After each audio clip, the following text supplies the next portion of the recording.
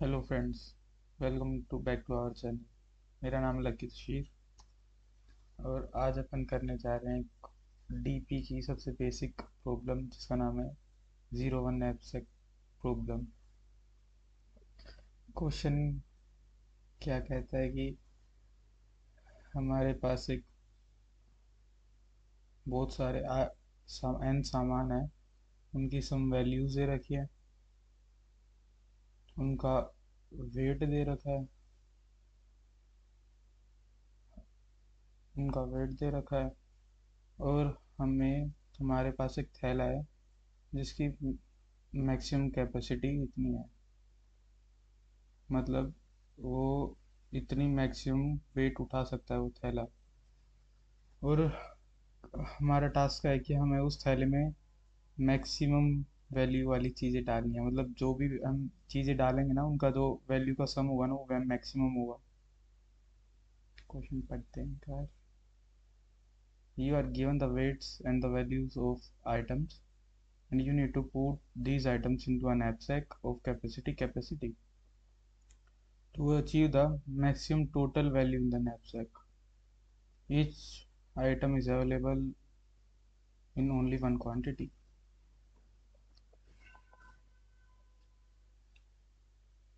कोई एग्जांपल, जैसे वैल्यू दे रखी है अपने पास 1 2 3।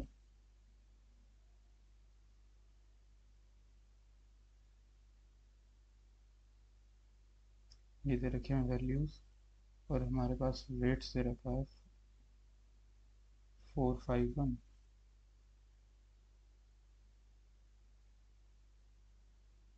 और हमारे जो बैग की कैपेसिटी है वो दे रखी है 4 4। या तो हम हमारे पॉसिबल आंसर्स कितने हो सकते हैं।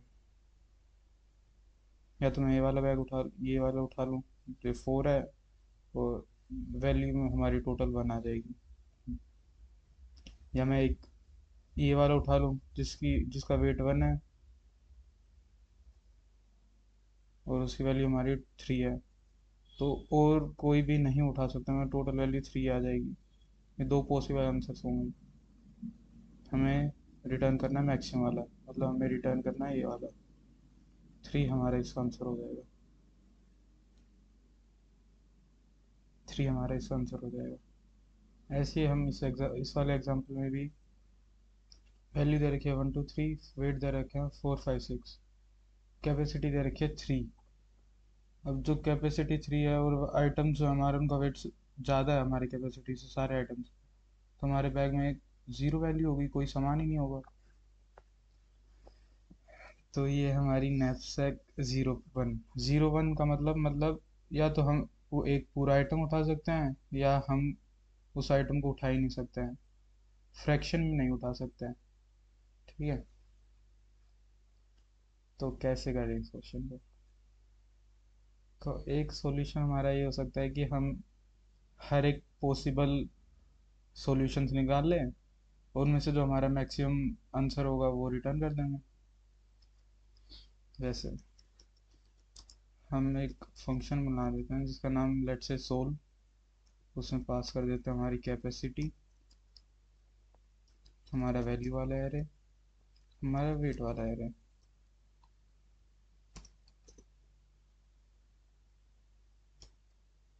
और ये पास किया हमने इंडेक्स, करंट इंडेक्स। इस फंक्शन की डेफिनेशन लिख लेते हैं।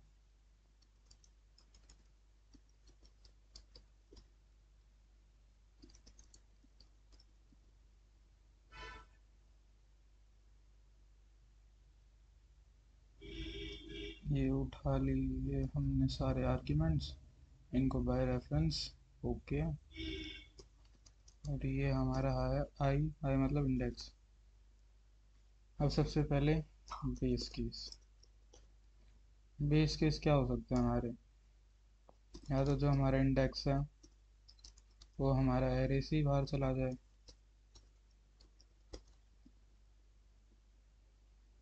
ठीक है। या जो हमारा थैला है उसकी जो कैपेसिटी है वो ज़ीरो हो जाए, तो हम और कोई सामान उठा ही नहीं पाएंगे। तो इन दोनों केसेस में अपन रिटर्न कर देंगे ज़ीरो। ठीक है, अब देखो।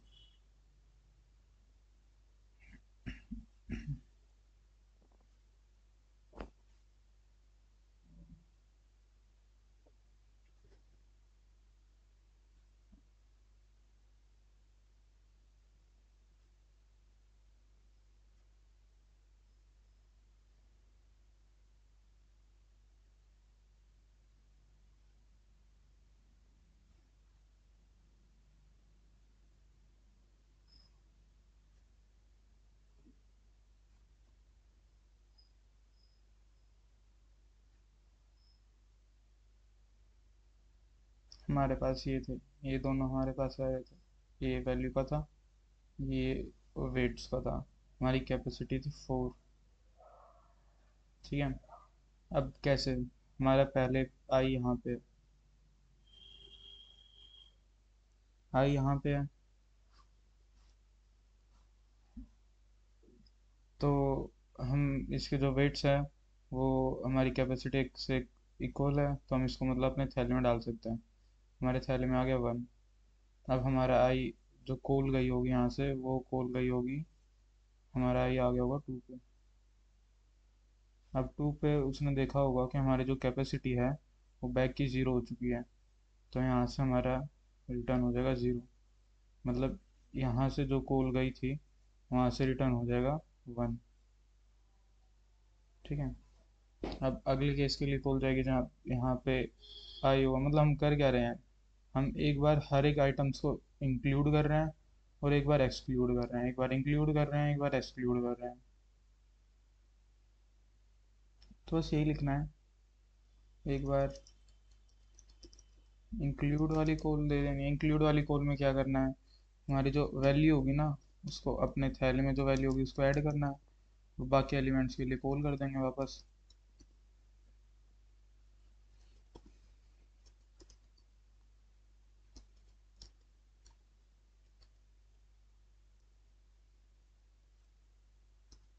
इंडेक्स हमारा एक से आगे बढ़ जाएगा। और हमारी कैपेसिटी कैसे वेरी करेगी, जो हमने जिसको ऐड किया है उसका जो वेट है वो हमारी कैपेसिटी में से कम हो जाएगा, है ना। हम्म, और ये हमारे इंक्लूड की कॉल के, हमने जो करंट वाला एलिमेंट था उसको इंक्लूड किया, पर क्या पता हमें उसको इंक्लूड ना करना हो, हम हर एक पॉसिबल पाथ में जा रहे हैं, तो एक हमारी कॉल जाएगी एक्सक्लूड की। उसमें हमने कुछ लिया तो नहीं, तो कोई वैल्यू ऐड करने की जरूरत नहीं है, हमारे थैले में कुछ नहीं आया, सिंपल कॉल गई। अब थैले में कुछ नहीं आया तो कैपेसिटी भी सेम रहेगी जितनी पहले थी, वैल्यूज एरे और इंडेक्स तो हमारा आगे बढ़ना ही था। अब करना क्या हमें, जो इंक्लूड था, जो एक्सक्लूड था, अपन को क्या चाहिए, अपन को चाहिए अपना मैक्सिमम आंसर। मैक्सिमम आंसर मतलब मैक्सिमम वैल्यू जितनी थैले में पड़ी हो सकती है किसी भी पॉसिबल पाथ में।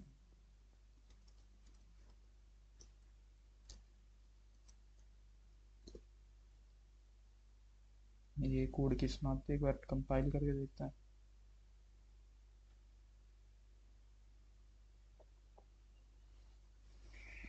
आंसर गलत आ रहा है, और इसमें हमने एक कंडीशन छोड़ दी, हमें ये चेक भी तो करना पड़ेगा, अगर ये नेगेटिव चला गया तो हमको उस एलिमेंट को इंक्लूड नहीं करना है। मतलब जो कैपेसिटी माइनस, इसको पहले चेक कर लेंगे, जो हमेशा ना हमारा ग्रेटर देन या इक्वल टू जीरो होना चाहिए। अगर ये नेगेटिव में जा रहा है तो हम उस एलिमेंट को ले ही नहीं सकते हैं, एलिमेंट को ले ही नहीं सकते हैं का मतलब उस एलिमेंट को हम इंक्लूड कर ही नहीं सकते हैं। अब करके देखते हैं।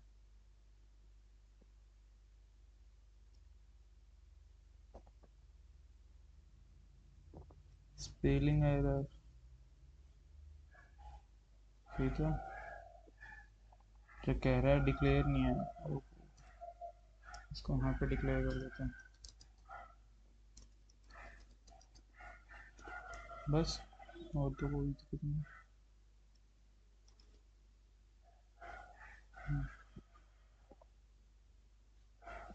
कंपाइल करते हैं, क्योंकि अभी रिकर्सिव सॉल्यूशन हमारी हर एक बार दो कॉल्स आ रहे हैं, मतलब इसकी जो टाइम कॉम्प्लेक्सिटी है वो 2 की पावर n है, तो इसमें TLE आना चाहिए।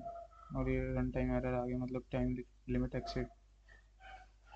तब इसको हटाने के लिए हम DP का प्रयोग करेंगे। अब यहाँ पे दो आर्ग्यूमेंट्स चेंज हो रहे हैं हमारे, एक कैपेसिटी चेंज हो रही है, इंक्लूड वाली कॉल में कैपेसिटी चेंज हो रही है, और जो हर बार हमारा इंडेक्स है वो +1 हो जा रहा है। मतलब हमें इसमें 2DP का यूज़ करना पड़ेगा। एक 2DP इनिशलाइज कर लेते हैं।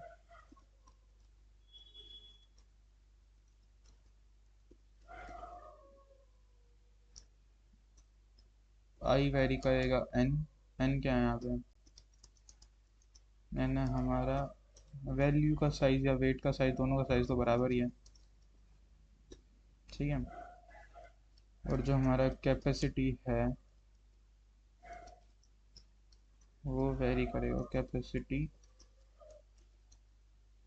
स्पेलिंग फिर से गलत। अब यहाँ पे +1 क्यों किया है? क्योंकि हमारी जीरो बेस इंडेक्सिंग है ना, इसलिए +1 किया है। पहला क्रिएट कर दिया DP। दूसरा काम हमारा होता है कि सारी कॉल्स में अपन ने पास कर दिया DP वाला जो क्रिएट किया अपन ने, इसमें पास कर दिया। और यहाँ पे भी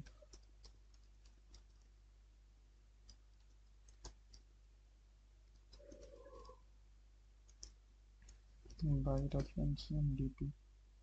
तीसरा काम होता है हमारा कि जो बेस केस है उसके जस्ट बाद चेक कर लेते हैं कोई वो पहले से ही तो नहीं पड़ा है हमारे आंसर में। अगर DP ऑफ आए और जो कैपेसिटी है, अगर उसका हमने पहले ही सोल्व कर रखा है, हम उसको बार बार तो सोल्व नहीं करेंगे, तभी तो हमारी टाइम कॉम्प्लेक्सिटी डिक्रीज होगी। अगर पहले ही सोल्व कर रखा तो आंसर ऐसे ही रिटर्न कर दो।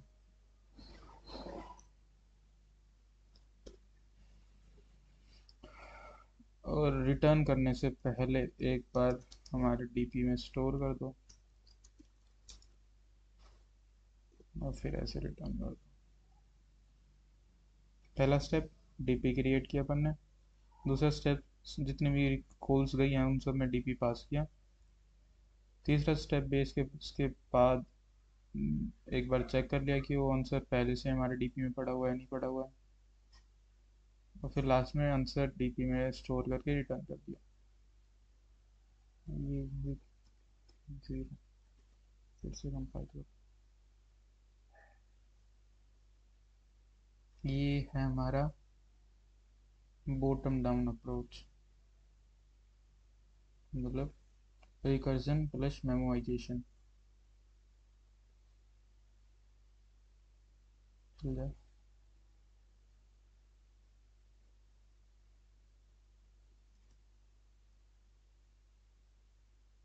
हमारे सारे टेस्ट केस पास हो गए। अब अपन देखते हैं, ये थी बॉटम अप अप्रोच। अब देखते हैं top down approach. Top down मतलब टेबुलेशन। एक फंक्शन बना दिया टैब, और इसमें अपन ने उठा लिया हमारा वैल्यू वाला और हमारा वेट वाला एरे।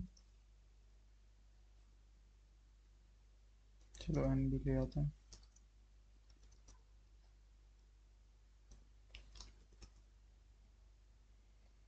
टेबुलेशन में सबसे पहला स्टेप क्या होता है? हमारा DP वाला जो एरे है उसको क्रिएट करो।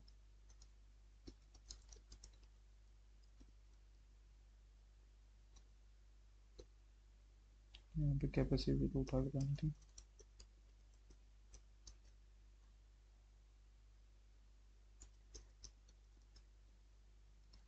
फिर वही कैपेसिटी +1, 0 से इनिशलाइज कर दिया, ठीक है। अब दूसरा स्टेप होता है हमारा जो बेस केसेस है उनको एनालाइज करो। अब देखो हमें इसमें रिटर्न 0 करना है, ये तो बेस केस थोड़ी है, ये बेस केस है। रिटर्न जीरो करना है और हमने अपने डीपी को इनिशियलाइज ही जीरो से कर दिया है, तो मतलब ये कवर हो गया हमारा।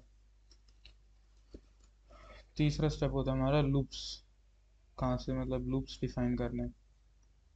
अब लूप्स कहाँ से कहाँ तक चलेंगे। देखो, जो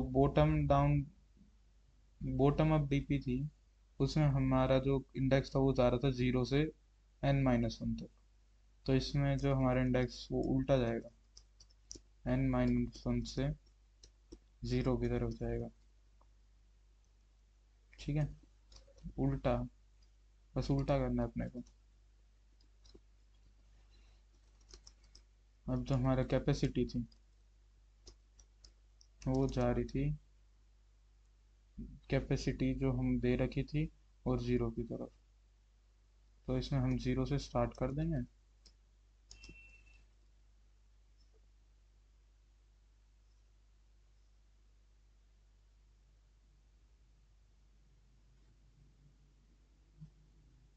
हम्म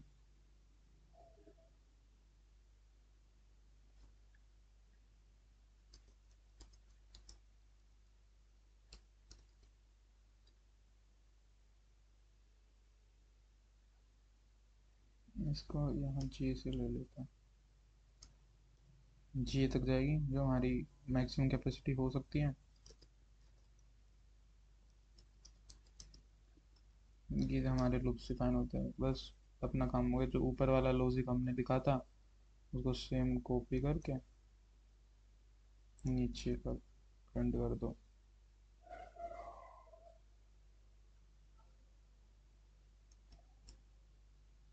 अब हमारा अगला काम होता है जितनी भी हमारी रिकर्सिव कॉल्स थी उनको डीपी में कन्वर्ट करना। जैसे इसको कर देंगे हम डीपी ऑफ i+1 और डीपी ऑफ कैपेसिटी जो वेट हमारा गया था। ठीक है, ये जो रिकर्सिव कॉल से हमने डीपी में कन्वर्ट कर दिया इसे। अभी ये भी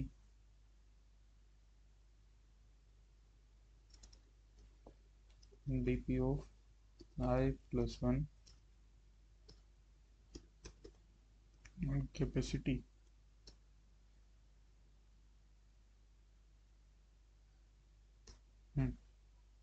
ये रिटर्न स्टेटमेंट की जरूरत है नहीं।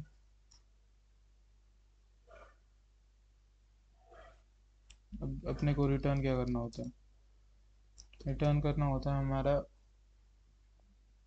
जो यहाँ पे एक तो ट्रिक होती है, यहाँ पे जो आर्ग्यूमेंट्स में दे रखा हो जीरो कैपेसिटी या हम जिसकी तरफ जा रहे हैं। जैसे आई की लास्ट वैल्यू होगी जीरो और कैपेसिटी की मैक्सिमम वैल्यू अपन ने जी ले रखी है। बस मेरे हिसाब से चल जाना चाहिए, बाकी देखते हैं। इनको कमेंट आउट कर देते हैं और रिटर्न कर देते हैं हमारा सोल टेबुलेशन वाला फंक्शन। इसमें क्या क्या दे रखा है, वैल्यू, वेट,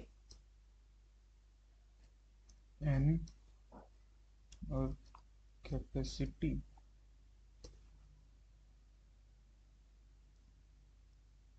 अगर कंपाइल करके देखते हैं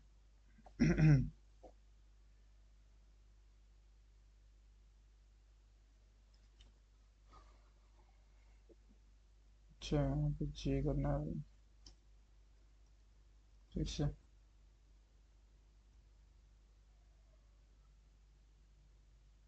रन टाइम एरर, देखो रन टाइम एरर क्यों आया। हम यहाँ पे कर रहे हैं i+1। एक पॉसिबल केस हो सकता है कि जो आई की वैल्यू हो वो एन की इक्वल हो और वो +1 कर दे, वो आउट ऑफ बाउंड चला जाएगा। तो अपन यहाँ सेफ के लिए n+1 कर देते हैं। अब चलाते हैं, आंसर सेम आ गया। सबमिट करें, आंसर रोंग आए, रोंग देखते हैं। ओ ठीक आ गया। तो हमारी टेबुलेशन वाली अप्रोच भी होगी। देखो इसकी टाइम कॉम्प्लेक्सिटी थी बॉटम अप की बिग ऑफ टू की पावर n। अब इसमें हमने कम करके कर दी big of n cross capacity. ठीक है, अब और इसमें स्पेस, स्पेस कितना लग रहा है हमारा, स्पेस भी इतना ही लग रहा है। वैसे n+1 और ये j+1 इस स्पेस को भी ऑप्टिमाइज कर सकते हैं हम। देखो बना के दिखाता हूँ।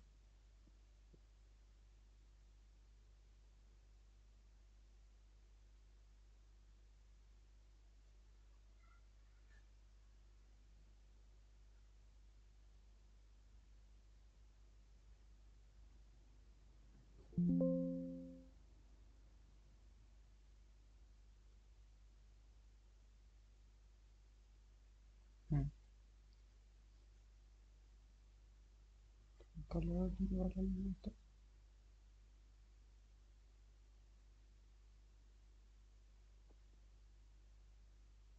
देखो जो हमारा डीपी है वो डिपेंड किस पे कर रहा है। जो हमारा डीपी है आयत रो और कॉलम, कुछ भी कॉलम, जो हमारा रो है वो डिपेंड किस पे कर रहा है। अब हम देखें तो देखो नेक्स्ट रो मतलब ये भी नेक्स्ट रो, ये तो हमारी करंट रो है। तो मतलब जो भी हमारी एक रो है ना वो अपनी नेक्स्ट वाली रो पे डिपेंड कर रही है। तो हमें पूरे मैट्रिक्स डिफाइन करने की ज़रूरत ही क्या है, हम तो एरिना डिफाइन कर देते हैं। मतलब मैं इसकी जगह ये भी डिफाइन कर सकता हूँ कि एक मैंने दे दी करंट जिसका साइज है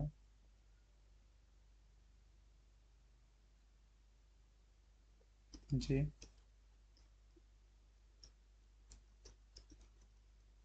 और एक मैंने नेक्स्ट रो बना दी नेक्स्ट नाम से ही, जिसका है J+1। ऊपर भी J+1 करना है।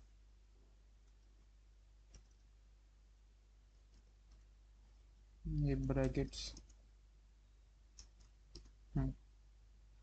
यहाँ पे मैंने वो स्क्वायर वाले ब्रैकेट्स लगाए तो उसका मतलब था कि next array n+1 times allocate हो जाता। और इसका मतलब है कि J+1 नेक्स्ट वाले एक ही एरे जिसका साइज J+1 है। दो एरे डिफाइन कर लीजिए। इसका मतलब क्या हमारा, इसका मतलब हमारी अगली रो, मतलब हमारी नेक्स्ट वाली। इसका मतलब क्या हमारा करंट वाली। इसका मतलब क्या है हमारा नेक्स्ट वाली। ठीक है। वो हर एक आइटरेशन में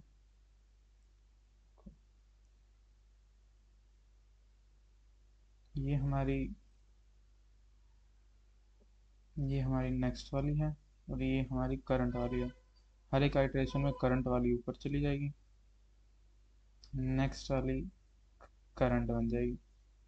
ठीक है, फिर ऐसे ही चलता रहेगा। मतलब हर एक आइटरेशन बाद नेक्स्ट इक्वल्स टू करंट हो जाएगा। रिटर्न क्या करना है हमें, एंडिंग में जाएगा नेक्स्ट। फिर से मैं करें इसको।